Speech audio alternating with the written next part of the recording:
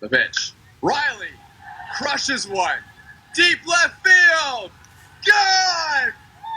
We will see you in London tomorrow night. Sean Riley walks it off, and there will be a Game 5. This evening is Mr. Thomas West, who does the Maple Leafs broadcasts and works in various other places, including the Barrie Colts and Sportsnet right now. So thanks for taking time out tonight, Thomas. Yeah, of course. Happy to be on. Thanks for having me. So how did you get your start as far as in the broadcasting and in the play-by-play and everything else? Was it out of high school? It was just did somebody come to you and say, hey, you sound like you got a voice for this. You should look at doing this sort of thing?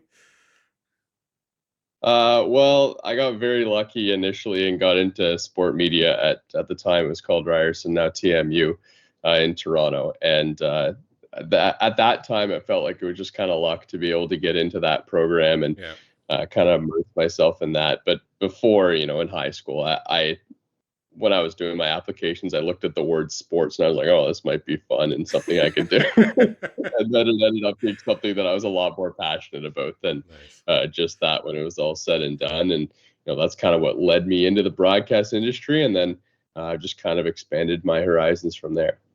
Nice. So how did you get hooked up with the Maple Leafs originally? Was it a co-op placement? Was it just an opportunity you saw from the Leafs as far as stuff goes and you just happened to jump on it, or did you know a guy or a girl? No, I got myself in a pretty fortunate situation. So this is a pretty wild story, and the Leafs have kind of been the conduit to everything I've really done in terms of the on-air industry. So I was doing a project in school. It would have been like second or third year university, and we were doing OUA baseball games. I was with Ryerson at the time. Yep. And so we did a bunch of those broadcasts and then, never really tapped back into it after that. And then we had a class with the head of sport media, Joe Recupero. He's a big part of this story. And we did a little documentary on the team, but we didn't use any of the commentary or anything like that. So I was just like, I'll just voice it over later, right? So, kind of works with the documentary. Anyway, did a couple little clips in that documentary. And a couple months later, the Leafs needed someone to do the broadcasts. So the head of sport media just kind of remembered, oh, right, he was in my class and, he did that, the voiceover on the documentary that was baseball. So anyway, he reached out to someone from the Leafs, and Gene Pereira, who was the guy at the Leafs at the time, he ended up reaching out to me, and we had a couple calls about the Leafs. And then, I showed up at the pits the first day with my computer, OBS, and a web camera that they provided. And the broadcast has kind of evolved from there. So what year are we into now? Are we into 3, 4? How many years have you been doing this now? I think this is year 4 for me. Okay. Because there's 2 years the Leafs were in the IBL finals against London, and then the last 2 seasons that happened. So I guess this would be this might be year 5 actually for me. I guess we technically be year 5, yeah. That's pretty good though, as far as, for the longevity and everything else. A lot of guys, see this the league as a starting point, and then they leapfrog out of here and go on to brighter and better things. It just never seems to end with that stuff goes. So I always feel like I'm breaking into new guys once in a while here, but that's great to see you've been toughing it out there. And of course, I know Carlos does some games too. He'll jump on my Twitter feed once in a while and bug me about something. So it's just kind of cool too, as far as that stuff goes. Now, who are some of your influences growing up as far as when you got into the broadcast? Obviously, you touched on some names and everything else, but was there anybody else you model your style after? I can tell you exactly who I model my style after. Like, that was never something that I really thought about, but it would be impossible to say that I'm, not imitating maybe subconsciously some of the people that, I've listened to growing up. I was a big fan of Jerry Howarth, doing the Toronto Blue Jays radio. I was a guy who actually didn't grow up with very much media at all. It was mostly just listening to Blue Jays games on the radio, whether it was at the cottage or something like that. So, Jerry Howarth was probably a voice that I heard a lot. And then, Dan Schulman on the Blue Jays broadcast now, I still think, he's a really great broadcaster. And just the way that he goes about what he does on the Toronto Blue Jays broadcasts are something that I would definitely um, look to take a little bit of what he's doing and add it into my game as well. But it's hard to say whether I'm actually speaking like they did or not, or whether it was just kind of the mannerisms and the way they talk about things on the broadcast. But I'm sure those were two people that I took a little bit of inspiration from. That's no problem. So we're gonna shift gears and talk about, like you mentioned, OBS and everything else. I know you guys have probably got the most challenging setup in the league because how everything has to be set up for you guys. You're literally outside the little box on the top of the hill, which I worked at it for a few years myself there and everything else for Jack. But yeah, it was always fun there. But you guys are on a table, and it's usually either got a tent or not does a tent, and it's just I've heard other things like you guys are got a Wi-Fi signal. It's not like it's just like it's a wired connection or anything.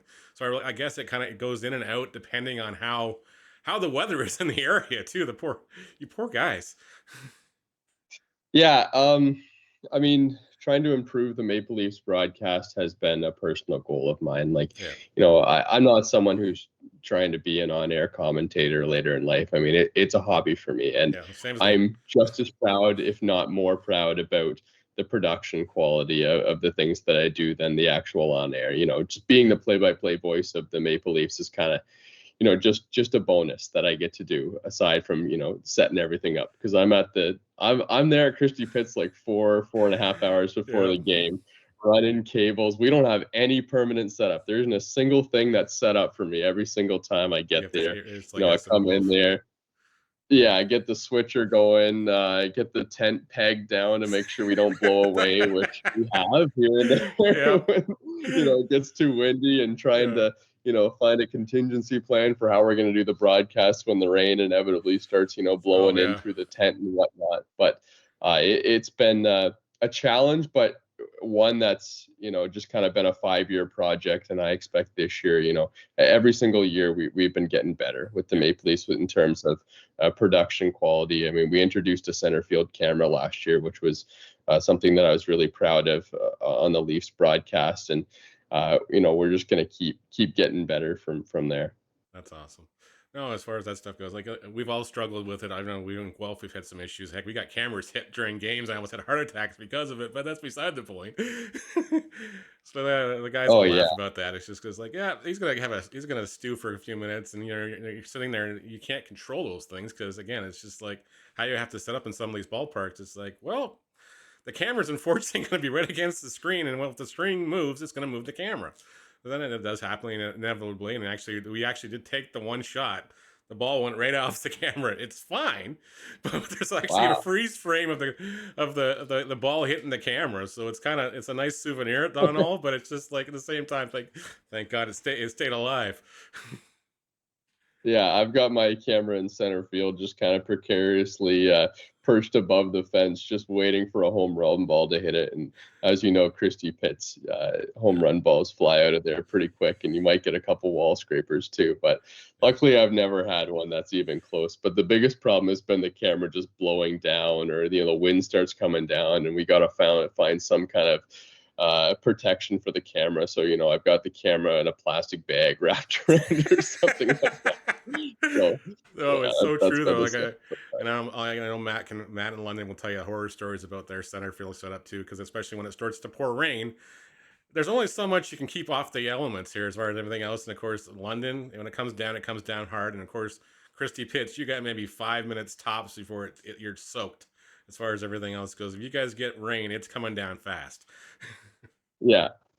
And when it does start to rain too, I've got 2 other guys, Gus and Zach, in the broadcast booth. They take over, and then I make the sprint all the way down the hill.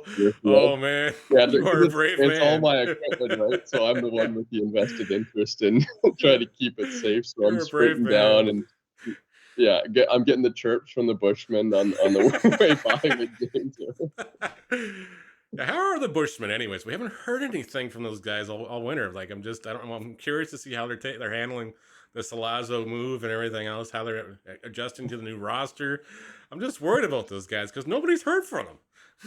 Look, I haven't heard from them either, but what I will tell you is that if there's anyone who can adapt to a new situation, it's the Bushmen. I mean, That's true. there's nobody in the Intercounty Baseball League fan-wise that is more optimistic and positive than them, no matter what happens. But what I will say is John Salazzo was a fan favorite, and I know John Salazzo's dad as well was a big reason that kind of started the Bushmen. He was one of the guys that really started encouraging them right at the beginning of when they were getting it all started. So I'm sure this one will hit close to home for them for sure. Awesome.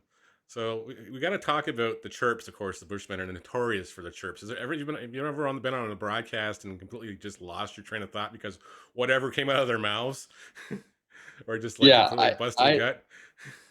The funny thing is that if I remembered what they said, I could say it on this broadcast because you wouldn't get in trouble for it because they don't swear. No, they don't swear. But I can't think of anything particularly, but I mean, there's been some times where, man, they're just brutal on, whoever's in left field or third base. Or those poor souls. I remember there was a time, I'm not even sure. It might have been Julian Johnson who was on the Maple Leafs last year. Yeah. But I think it was when he was playing for London. I can't remember exactly, but there was a London third baseman who he ended up making like 3 errors in a row. And it must have been because of the chirps the Bushmen were throwing out there. I think it might have even been in the playoffs, and the Leafs ended up winning that playoff game. But they are just brutal down the line there. And I would not want to be the opposing player. But the funny thing is that they somehow find a way to kind of make friends with all these players that they're chirping, because you'll see them after the game coming up and having a beer with them on the hill. So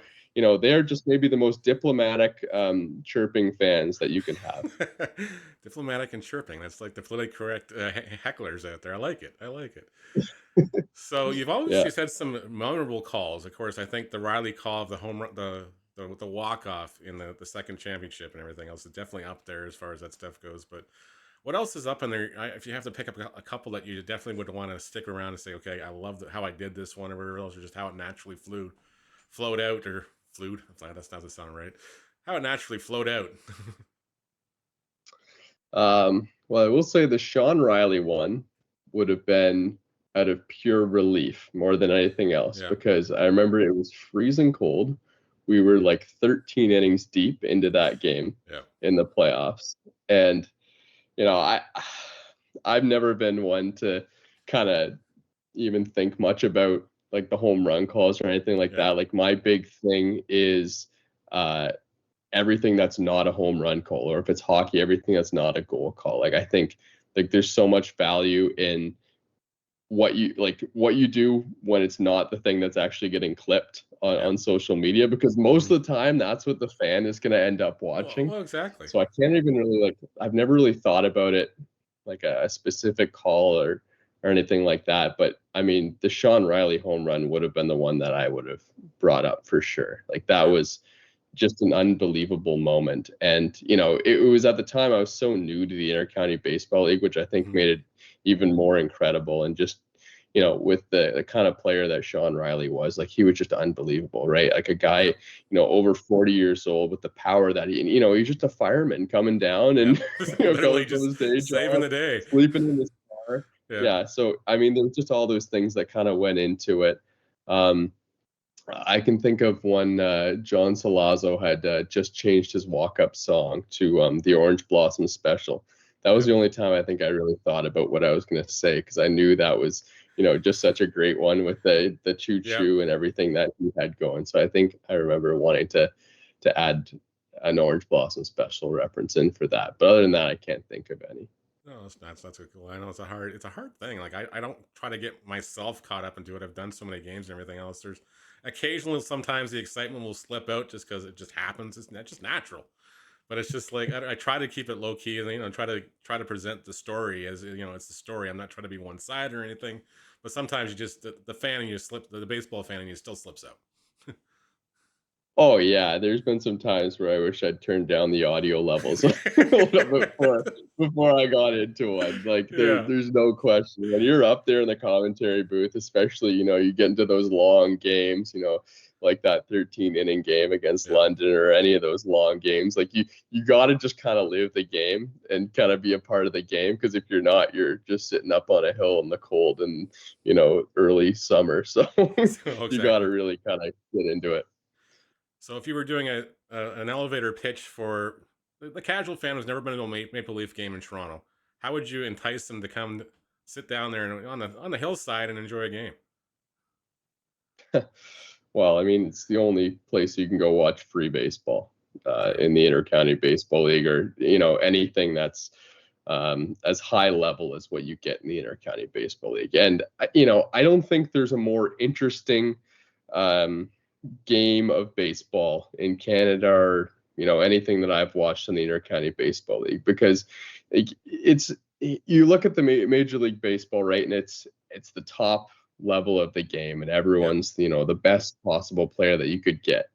But in my opinion, the most entertaining thing about baseball or any sport is variety, and different skill gaps between players, and different play styles. Like, if you watch a game at Christie Pitts, there's so many elements, whether it's the type of player, whether you have a guy like Julian Valdez, who we had on the team last year, coming in and throwing 93 miles an hour, or whether it's Adam Mara, who didn't play as anywhere close to the high level as Yep. baseball as Julian Valdez, yet they both are able to get the same results out of the people that they're facing. Like, I talked to Adam Martin, like, he'll joke around and say, like, I'm successful because I throw below the hitting speed, which there's actually some validity. There's some There validity actually to is that. some There is. validity to Yeah. that. But you look at a guy like Adam Mara, and he can just find this niche, and it's Yep. electric. The ball's coming in slow, but he's able to throw it in so many different ways, and he's able to get out people who played professional baseball or even Major League Baseball in their life. Yep. And that, to me, is just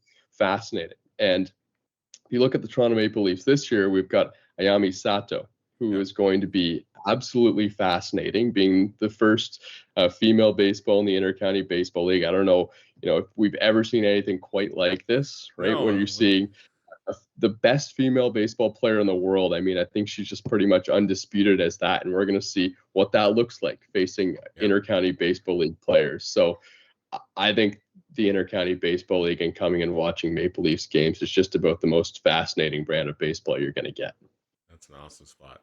I think that's as far as when you're doing interviews and everything else, is there anybody that Rob's? Well, I guess we'll start with Rob, anyways. You still kind of in the back of your head going, okay, he's a World Series champion. Like I'm scared to actually interview him just because it's just like half of me is like going, he's part of my childhood because he's part of that team, and it's like the same time you quietly geek out about it, but at the same time it's just like, okay, you got a job to do. You gotta ask some questions here, and maybe you got to put Rob Butler on the spot about, hey, why'd you leave this so and so in there for so long?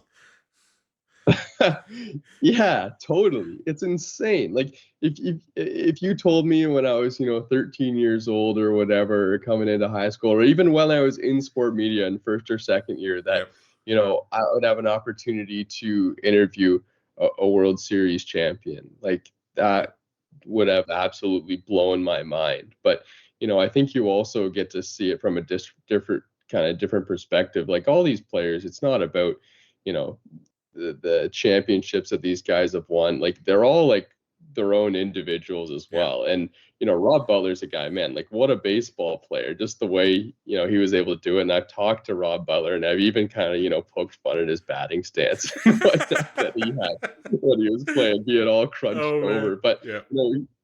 he's got some unbelievable stories, and one of the best guys to talk to. And Nice. I think the nervousness of talking to a World Series champion like Rob Butler goes away pretty quickly when you get to know him, and just what a nice guy he is. Oh, that's awesome. Toughest guy to interview on the team last year. I'm guessing without it's probably going to be Castro up there or something. Or what are you guys going to do without the Castro counter this year? As far as that Okay. was Yeah, hilarious. yeah, that was his yells from the dugout. Yeah, Yeah. I got like 42 in one game. Yeah. Yeah. Yeah, and El Castro, maybe. Any of the guys, any of the Spanish speaking guys, I think is a difficult interview. But we actually got some help with a guy named Carlos Verde, who Yeah. does some stuff Carlos with the does. Yeah. Intercounty Baseball League. And, I've made friends with him in Toronto, and we're very lucky that he speaks Spanish, and he's able to kind of do the translations for us. And It was fascinating, actually, doing an interview with Angel Castro last year. That was one guy I was really hoping I was able to get, but I can only do it when Carlos is there because, Yep. even some of the guys that are Spanish speakers, they speak English, but, it's a pretty unfair position to put them in, doing No, them an exactly. interview in a language that's not their first language. So, Yeah. that's something that I never would want to do. Like, I looked at Jose Vinicio last year, and he speaks perfect English, Yeah. but it's not the same thing Oh, no. when you're doing an interview in your second language. But Castro was just fascinating, and when you look at him, like he was just such a grizzled guy last Yep. year. Mhm. That was probably the guy I was the most nervous to interview because you have no idea like what his personality is or anything No. like that until you get a chance to talk to him. And like I feel like his enthusiasm and the yells that he was so famous for on the field, like that doesn't tell you anything about his Yeah, no. personality because you go and talk to him, he's just this calm, cool guy. But I remember doing that interview, and it was unbelievable. It's like this guy was, he was. I could swear he was holding himself together with that sports tape that you put on yourself because he Yep. came out and under his jersey he has this giant ice pack that he had taped to his shoulder. Yep. And it was just ridiculous. Just it's how is this guy still pitching? Like Yep. he looks like he is throwing like 2,000 balls in his life. Oh, exactly. Easily. So, what else you guys are looking most forward to at Maple Leaf Land this year? Other than, and of course, Naomi Sato and everything else, and up to changes. Dustin Richardson's now the assistant GM, so that's going to be a little interesting insight. And of course, the inside joke, and of course, the joking, everything else is that the guys are going to get recruited while he's on the mound this year from the other teams. Yeah. So I think like the biggest selling point for the Maple Leafs this year is Sato. She's going to be just. I think that's just fascinating to Yep. see what's going to happen with that. But yeah, Dustin Richardson, that'll be interesting to see him in that general manager role because I don't know how many times you've seen a GM also be a guy who pitches on the team because he's going to pitch Yeah. this year. Well, exactly. And It's he's going to just be the GM as well. yep. So it's going to be fascinating to see what he can do. And like Dustin Richardson has been just like one of the most incredible players I've seen in the Intercounty Baseball League. He's been with the Leafs for almost the whole time that I've been with the team. And, I don't think Dustin Richardson has the same kind of velocity that he had maybe No. even like 5 years ago. Because I don't think he's throwing the ball 90 miles an hour, but he may end up correcting me at some point. I think I'm going to interview him soon on Leafs Weekly, so I'm sure I'll hear Nice. it for that. But it's just unbelievable. Like when you talk to Dustin Richardson about what his pitch repertoire is, he says fastball, fastball, fastball. Yep. And it works. Like it's unbelievable. He doesn't throw the hardest in the league anymore. No. He just goes in and throws that super flat, high spin rate fastball with that kind of funky delivery he has where he kind of bends over and throws it straight over the top. Yep. And it's just wild to see how successful he still is. And he's over 40 years old now. But, sometimes you just look at those kind of grizzled veteran guys and they just know how to get people out. And it's Well, crazy. exactly. Well, that's why they had the longevity in the league and everything else, and just in baseball in general. That they figured it out or figured out what works for them, what's not going to work for them too. So it's just like, okay, yeah, this works. This doesn't. Let's not use this pitch tonight because it's not going anywhere. Yeah, but Dustin Richardson's always going to have that fastball. That's the one thing. That one thing. He's always going to have that flat fastball that he can get people out. I mean, kind of like what you see in Welland with Davey Mendez there, and that flat fastball as well. So, what do you expect? What are you most excited about as far as the league in general, outside of the Maple Leafs? Is there anything that's really standing out for you as far as the new additions, the subtractions, guys in different places? There's been a lot of movement this year. Yeah, there has. One of the things I think is interesting is adding an extra import spot in the Intercounty Baseball League. Being able to have 5 imports rather than 4 imports, I think is going to really up the quality of the league and give people a little bit more flexibility. Like I know the Maple Leafs in past years have, been kind of heartbroken that they haven't been able to, take as many imports as they wanted because there's been people kind of lined up, but they kind of had their guys already and they would have loved to kind of have one more spot here or there to try and add one more guy. So I think that kind of gives teams the opportunity to do that. And, import players are just, so fascinating because you get so many different people, whether they're Yep. coming from Japan or coming from the Dominican Republic, and they all have got so much talent and Yep. have had so many good experiences that that's kind of what makes the league so interesting. That is awesome. I think that's a good spot for us to wrap it up. You got to plug Leafs Weekly as far as that stuff goes. When are you guys back on the air officially? When is the first episode expected to drop on the Maple Leafs All right. YouTube?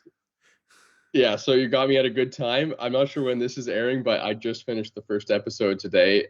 It's Ryan Dos Santos, Nice. who's the first guest, and then I think Dustin Richardson's going to be coming up on the show too. I'll have to get him, but beyond that, I'm not sure.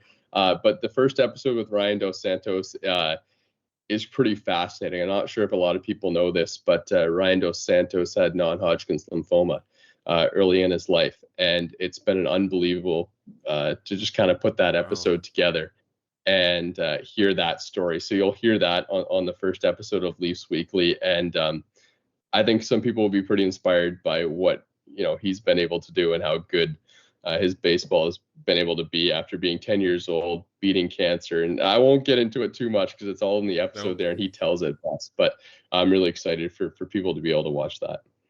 Thomas West, thank you so much for taking time out of your schedule. I hope to see you very soon at Christie Pitts.